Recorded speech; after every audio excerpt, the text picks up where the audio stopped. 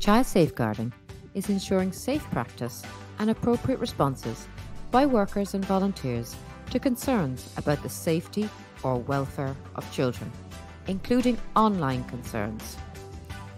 Child safeguarding is about protecting the child from harm, promoting their welfare, and creating an environment which enables children and young people to grow, develop, and achieve their full potential.